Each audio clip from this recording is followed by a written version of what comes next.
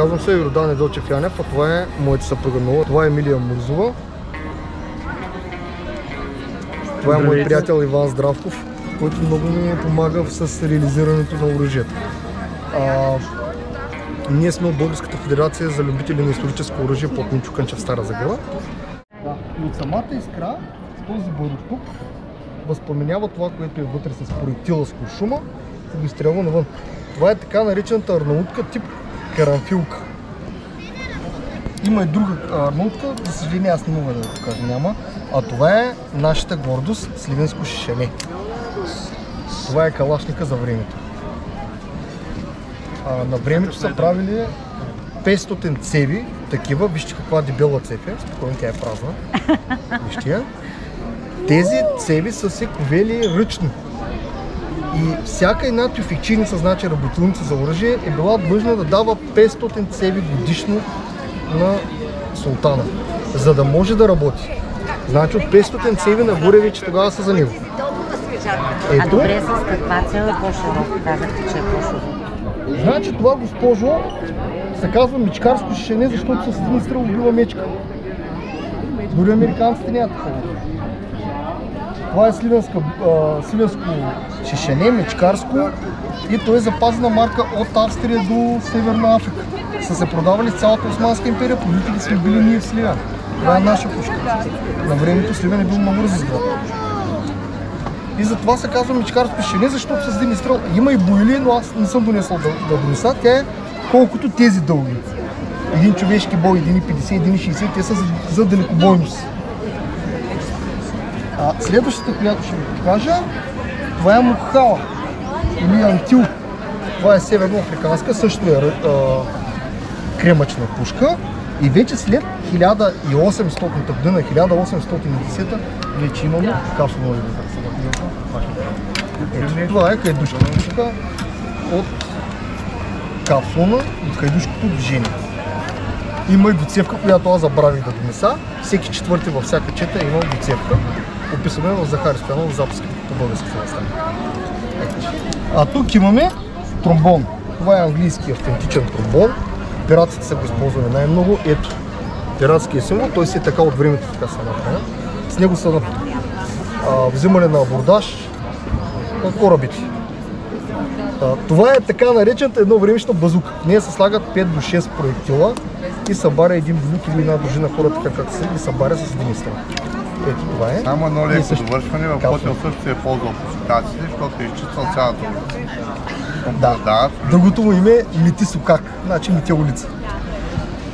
Това е западноевропейско капсулно. Белгийски, автентичен. Имаме само един лъв, те така са ги украшавали, докато вече османските, балканските имат така наречения типилък. Или когато са стреляли с него, го обръщал обратната и с това, като отидете в Крисура или другаде по музеите, видите путнати черепи, тук ли са ги ето вещества. Ползвали са го за воздуган. Тук имаме нещо много интересно. Това е Колт. Предно пълщ, но това е реплика. Това оръжие, ако го имате днес, трябва да бъде регистрирано в КОС. Това е регистрирано вече в КОС. Това е предно пълнеш револвер, изключително рядък, той не е патронен. Това е бащата на револвера. Ето, как се пълни. Виждате ли? Ето дупките, така се пълни и се поставят така наречените капси, които се държат и в тази кутия за евзи. Капси. Се поставят тук. Здрасти. И 6 изстрела имаме с тях, без да зареждаме. Колт ги е проектирал, защото с един изстрел е събарял един кон. И на индианица тогава вече е лесен. Тук е представен килич, но ние му викаме калъч, по-български, по-нашому. И в случая това е пала. Много характерно, накрая завършва. Значи това, освен че сече, може да мушиш. Когато мушиш и завъртиш, няма начин как да отсети. Вижте каква голям диапазон има. Може да засеги повече от един орган. Интересното при него е, че той е още от 13 век, от средновековието, и достига до четническото движение. Панайот Хитов е бил с такава сабя, също с такава сабя е бил и Караджат. Тук имаме автентичен таган. Истински, той е османския таган. Ето, разликата му от хайдушки е, че той е дълъг. този е 72 см. Всичко, което аз, изказал съм между, всичко, което е над 50 см, вече се води оръжие и ако го носите едно време, вие ще бъдете предаван в понакъв пистол. А ето го и ножа, който може да носи всеки един рая. Каракулак, овчарски каракулак. Това е нож, който е 50 см, до 50 см. Това е може да се носи от овчари, от хора, за да не остане зян добитъка. Това нещо се носи. Все едно сега нож къде е. Имаме и ятаган с кост и рог.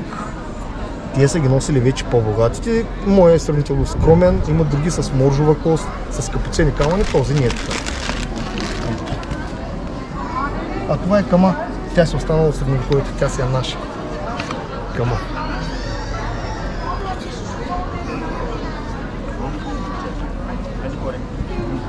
И това е. Мога да изкарам хайдушки, още не съм стигнал до него. Да намеря по съдържава. Него не съм го взел, пропуснал съм го. А това е овчарска съдба. Това от Илинденското върженското въстание. По принцип е патронно оръжие. Това го намерихме в Продопва на едни гради в един хлебник. Той е преработен на предно пълнеж. Защото след войната овчарина си го е пробвал да си пази стадото. Правил се е сам барут, тъпкал го отпред, до предно пълнеж. Много уникален пищол, пълна самоделка, на времето така са ги правили. Това до тук, тази част от лоджийска пушка, само другото е сменено. Това е самоделки. Това е. Това на кръста се казва оръжейен колан или силяхлък. В него се поставят оръжията, като първо се поставя отзад, се поставя ятагана. Най-дълго. Да, ятагана се слага отпред. След това се слагат пищовите. Пищовите се слагат в една посока, а не както са показвали кръстосани. Винаги се слагат преди хладното оръжие. Защото когато извадиш и стреляш, вече вадиш хладното оръжие и с него. За времето е така долу, преди не стрели толкова. Може да се добави и един каракулак. Това е въоръжението. Естествено при битки, те така са слагали за снимките, за фотографиите. Иначе по битките, в повечето случаи са стреляли 3-4, които са били нишанджи и са били на времето и с такива шишенета. Това шишенето е до късен период, е почти до... са го използвали и при четническото движение поради финалната гледна точка, защото се няма за пари. И това е. Това са фишаклъци, тук се държат хартиените патрони. Това е кутия за хартиени. Те са от хартия, които се късат и се тъпче отпред и се гърми. Барута се държи тук с топчето, с всичко, само късаш, слагаш вътре, тъпчеш и после се гърмиш. А това е, може да се използва това шишенце за михлем, за рани, а другия вариант е отрова. Когато те хванат, да не те хванат вече, когато си загащан, пише отровата и умираш, за да не попаднеш в ръцете на времето. Много благодаря. Да. Затова сме тук да обясним.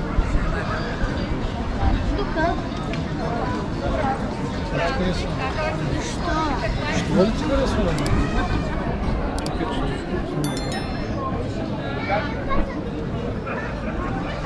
Такива риски. Колко човека са били убити с него. Ето, виждате ли? Да, това означава. Това означава, да. Може да се намери и в огнестрелното оръжие също го има. Не знам, 22 или 23 бяха бродниги. Тук някой път ги намирам, някой път не ги намираме. Тук има риски. Виждате ли? Да. Ето. Да. Са ги драскали той от времето, още от едно време. Той си е автентичен, той си е стар. Общо взето това са боели и дълги пушки, обаче не са сливенска боелия. Сливенската боелия е като това шене, да оставя по-малко главата. И са изглеждали по този начин. Това е бойно шишене, то е за гората, за стрелба, затова не е толкова украсен. Характерният е отзад, петоъгълния приклад. И осмоъгълната цев отпред. Дебела. На времето... масивно. Да, масивно, това е много силно оръжие, значи на времето, като свършат съчмите, перони да сложиш, камъни да сложиш, то убива. Значи това нещо може да го пълниш догоре с барут. На времето Лутън Стоян е имал шишене, той е бил с шишене. И когато имал дружина от 12 до 26 човека са върлували с него, когато е нападал керваните и когато са правили залп 12 шишенета, турците повече са бягали, защото са мислили, че са топови. Но това нещо гърми като топ. Както колкото слагаш на топа, мога да сложиш на него. Само да имаш ръка да го удариш. Като тегло, горе-долу приблизително колко е? Моля? Като тегло, приблизително. Не знам, сигурно 3 кг ще има. Може и повече. Не съм го теглил да ви кажа. Това е добра идея. Другия път ще бъда подготвен. И това е. Това е карамфилка, така наричата арнаутка. Но карамфилка, това повечето гърци са го използвали. Но е имало по нашите земи много карамфилки са го използвали. А това е харбия. Писам да кажа, с него са пълни пиштола. Когато се задъни пиштола обаче, имаме дела. Ето. С него вече ровиш, завърташ и вариш хартията да може да падне и барута и вече да може да се подготви за следващия изстрел. Но това вече става след битката, защото по време на битката ще трепат няма. Да. Също сме в Сдружение Активен гражданин, членуваме в други организации и нашата фикс идея, нашия живот е в едно време. Ние искаме да разпространим как са живеели едно време нашите деди, как са се борили за свобода и да отблъснем тази провокация, че сме били роби и че сме търпели, не е вярна и не искаме да покажем, че това не е било така. Също другата причина, която ме мотивира е, че в учебниците по история за 6-ти клас за където пишат само 3 изречения. Това са 5 до 6 изречения за 3 века история. Не всичко започва от Раковски, Ботев, Левски. Имаме много наши герои, които са се борили за освобождението на отечеството, които са били закриленици на народа през османското робство. И много важно да кажем, че това е било робство, защото това с владичеството и другите неща базираме се на много книги. Сега в момента ми изплува на Стефан Цанев, който пише писма, в които са описали французи, венецианци, които са били тук и са описвали какво е било положението. И това е било робство. Един френски журналист е писал как минава през каретата, вижда хора вързани с синджири, оковани, боси, с покъсани дрехи. Отворил е пердето на карето и е попитал вие коя сте, е казала, аз съм Ирина, от Родопите съм и ме волят да ме продават в огъня. Това казва красноречиво дали е било робство или не. Така е. Също така изнасяме уроци по библия. За съжаление работа ми е така, че тази година нямах възможност много уроци да преподавам. Но изнасям уроци по библия и говоря точно за това. Браво, похвално. Участваме в различни възстановки и мероприятия, патриотични организации в Канят. И с две думи това е за нас. Благодаря ви много, пожелавам ви успех.